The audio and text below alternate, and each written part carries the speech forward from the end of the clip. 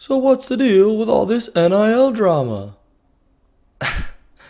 Oh man, please don't click off the video after that poor joke. But hey everyone who is still here, and this video was honestly inevitable. There has been so much drama and rumors spraying about NIL. Who better to cover the topic than, well, me, a guy who had just started making videos a few months ago. Man, I have an interesting job. But regardless, hi everyone, my name is Tanner and welcome to TrueTan Wrestling. And by the way, saying I'm the only one covering this huge topic is a massive exaggeration. I'm only kidding on that hand. Flo, Bashamania, and several others have went in great detail about all of these rumors, and if you are sitting at home thinking, Tanner, what rumors? I'm getting there. The topic of secret NIL donors or supporters talking to athletes from other schools, giving them a lump sum of money to transfer is a hot topic right now in wrestling and other sports, I believe. The topic is all over wrestling news, but all I am trying to do is put it into a nice, straightforward story so we all have a video to look back on when this is all hopefully resolved or blown over in wrestling media. For now, just sit back and watch me try to detail all the information we have about these secret NIL deals so far, affecting the transfer portal and so many other things. Speaking of that, if you haven't already checked out my transfer portal video, be sure to check that out from a few days ago, and be sure to like and subscribe for more content like this in the future. Now, let's jump into this massive topic, and be sure to leave a comment on your thoughts on the NIL subject.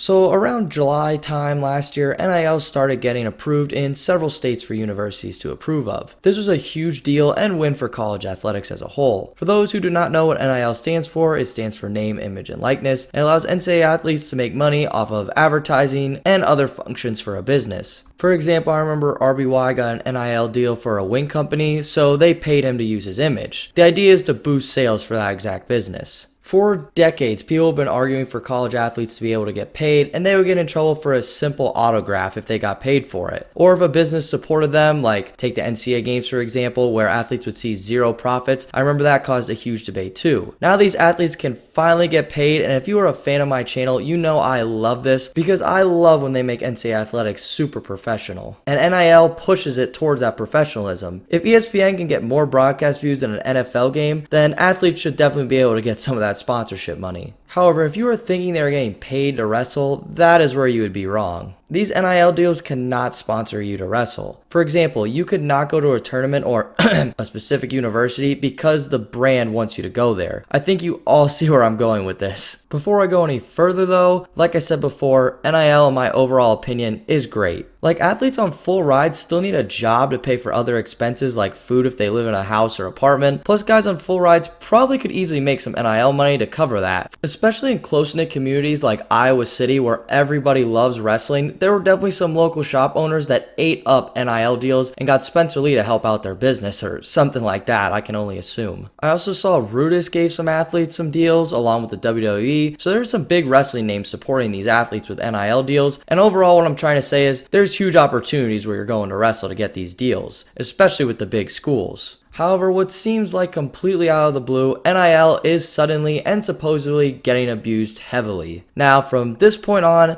these statements are all speculation, so please keep that in mind. Alright, you've all been warned. According to several coaches at NCAAs, their athletes were being approached with the conversation along the lines of this. If you come wrestle for our university, or would you be interested in coming to such and such university if we give you an NIL deal with this amount of money? There's no word on if these are coaches talking to these athletes, which would be illegal, but the main supposed culprits are the donors of the university trying to use their money to get their athletes to their alumni school or whatever the school they support. The people in question are supposedly marking this down as NIL money because, to be honest, most donors are successful businessmen, so they could use their business name. However, you cannot pay them to come wrestle, which is where the gray line becomes completely red and really unethical and really illegal. With all that said, none of this is proven, and it's such a he said, she said debate right now. However, there is so many of these claims that it is hard not to believe at least one of these cases is true. Now, it is illegal for a coach to come up to another team's athlete and say, hey, transfer to my place, but if a random person or donor comes up to a wrestler, they can honestly say whatever they want. These same people are offering deals so respected athletes can enter the transfer portal and then talk to the head coaches legally. A common term going around right now is people are plucking athletes from other schools just to boost their own team. Now, I have nothing against people using their scholarship money to get transfers, especially if they are in the portal, but if these stories are true, there is almost 0% ethical tendencies with that. The main team in the hot seat right now is obviously the Iowa Hawkeyes, of course, with Real Woods. I made a video all about that, so check it out, but people are throwing out some crazy accusations about that story. There are individuals saying people came up to him offering so much money just for him to enter the transfer portal and get to Iowa. Obviously, him entering the portal and then the very next day committing is pretty suspicious. It seems like there was some pre-movements there, but I don't want to make any accusations here. Real Woods' full interview on the Bader Show is on Flow Wrestling for free on their YouTube channel, so go check that out and find out what Real had to say about the whole transfer situation. Basically, it is a super shame that NIL took such a rough turn, and it's been less than a year since it's been established. I heard NCAA football is also dealing with some unethical issues revolving around NIL, so that really kind of makes me nervous about this situation, to be honest. I will stick to my main point though. I think NIL is a great thing to give wrestlers, but if all or even some of these accusations are true, oh boy, it could go right back to normal just like that, and we are right back to just scholarship and financial aid helping these student athletes out.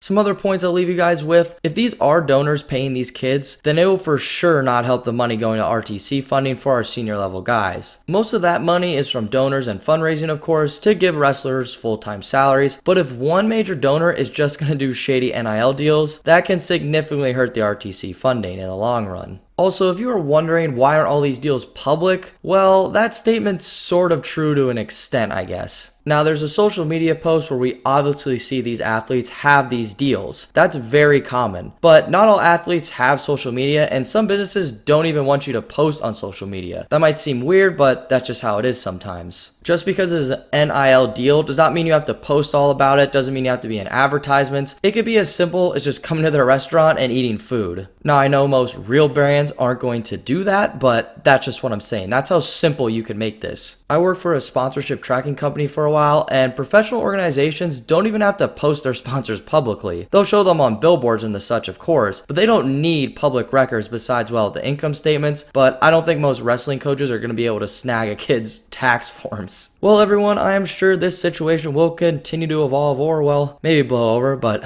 who really knows? We'll see. Hope you all enjoyed this video, and I hope to hear your thoughts in the comment section below. I'm actually real excited to hear what some of you have to say about this topic. We are close to 2K subscribers, so be sure to like and subscribe. At 2K, I'll do a little face reveal along with a mini documentary all about TrueTan wrestling. So that will be fun, I guess. A little mini documentary about myself, but alright, whatever. But alrighty, everybody, thank you very much for watching, and I will see you all in the next one. Take care, everybody.